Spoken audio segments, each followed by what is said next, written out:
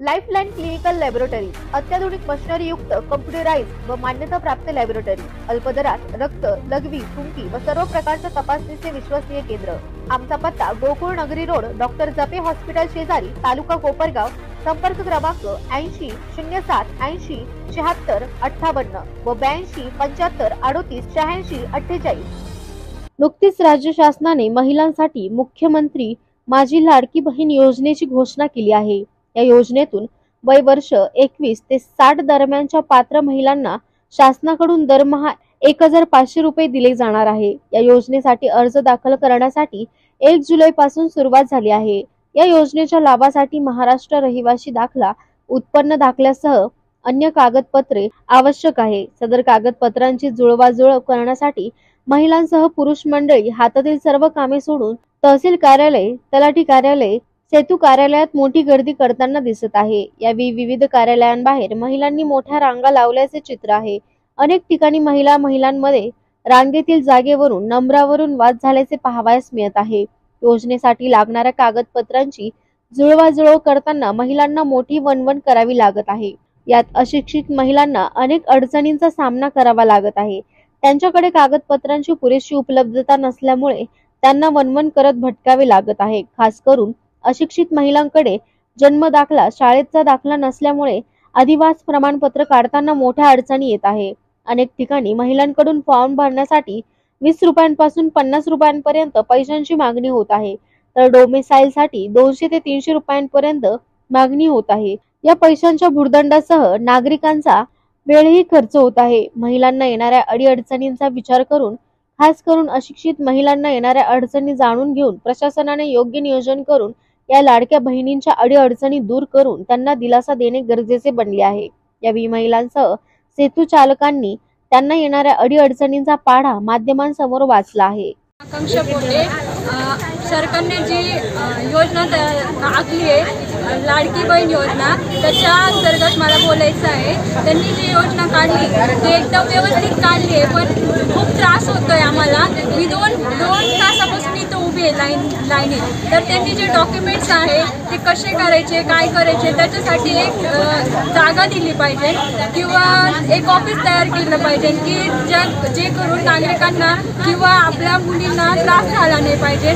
त्या बाबतीत थोडी सरकारने त्याची दखल घेतली पाहिजे असं मला वाटतं। आत्ताच्या ज्या नवीन मुली आहेत त्यांचं आता ॲडमिशनचं पण आता वेळ आलेली आहे। माझी बहीण आहे, तिला ॲडमिशन पण घ्यायचं आहे, पण एवढ्या गर्दीत कसं करणार जर माणसांना माहीतच नाही आहे, बायांना माहीतच नाही आहे कसं हे डॉक्युमेंट्स काय आहे, कुठे जमा करायचे। तर मला असं वाटतं की सरकारने एक स्पेसिफिक टाईम किंवा आणि जी 15 तारखेची टाईम दिलेला आहे त्यांनी 15 तारखेचा, तर मला असं वाटतंय तो त्यांनी वाढून दिलं पाहिजे असं मला वाटतं। आणि एक ऑफिस तयार करून दिलं पाहिजे त्याच्यासाठी, फक्त त्या कामासाठी। धन्यवाद। कार्यालयात केलीच नाही म्हणजे काही कळतच नाही ना। मग आपण आलोय भेटायचं कोणाला भेटायचं, काय काय कागदपत्र पाहिजे हे कळत नाही। इथं जाय तिथं जाय नेमकं कळत नाही।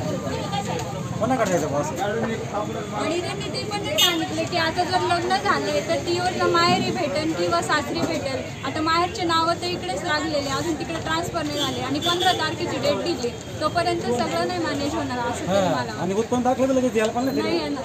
आणि सोडल्याचं दाखलं नसतो त्याच्यामुळे योजना लागू आहे त्यांना, मग नंतर योजना चालू झाल्या होती बंद होणार का हे पण माहित नाही। बरोबर आहे चालू आहे, नंतर ही चालू झाल्यानंतर ते आता मी गुजरातची आहे म्हणलं तर माझं शिक्षण तिकडे झालेलं आहे, तर जन्म तिकडे झालेला आहे। मग नाही काहीच नाही तर काय करायचं मग टाकलंच नाही, काही केलंच नाही ना। मग तिकडे नाही ना 2006 मध्ये पाणी भरलेलं होतं ना, आमचा 2006 मध्ये पाणी भरलेलं होतं तिकडं, सगळे वाहून गेलेले। मग त्याच्यात काय भेटलं नाही ना आम्हाला। आई बापाचे जन्म दिला त्यांनी नोंदच करेल नाही, आम्ही काय करायचं? हा बरोबर आहे ना, आमची नोंद होईल नाही, आम्हाला जन्माचं काही प्रॉपच नाही तर काय करायचं? काय केलंच नाही आम्हाला। मेरा मध्य प्रदेश का जन्म मैंने कहाँ से दाखला लाया? खिड़की में सारा पानी होगा तो कुछ कागज पत्र सब चले गए थे, हमने कहाँ से लाना? मेरा मध्य प्रदेश का जन्म है।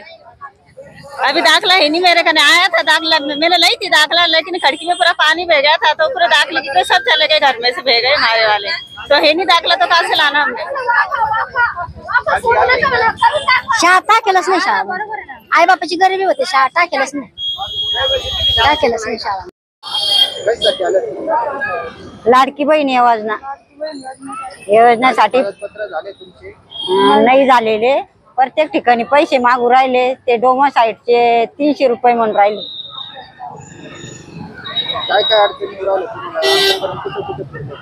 आम्ही भरपूर ठिकाणी फिरलो, पण मग पैशाशिवाय काही कामच नाही होती। नमस्कार, मी सीएससी चालक वैभव बाबासाहेब चव्हाण, कोपरगाव।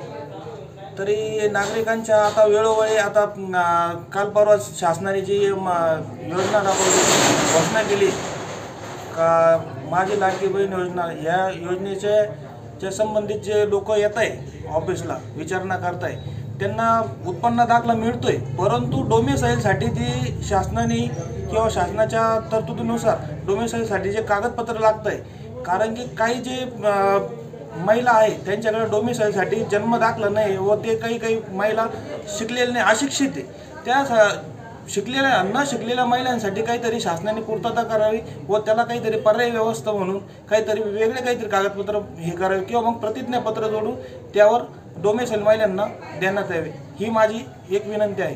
पैसे घ्या त्यांना येड्यात काढी द्या, म्हाताऱ्याला बी नावतरण्याला बी बाळातले बाया बी घेऊन पडून राहिले, आना दाखले मग काय तू दाखले आणायचे काय कोणाची आई मरेल राहते, कोणाचा बाप मरेल राहतो, एखादा असं देणं वारसच राहतो, कुठून आणतील?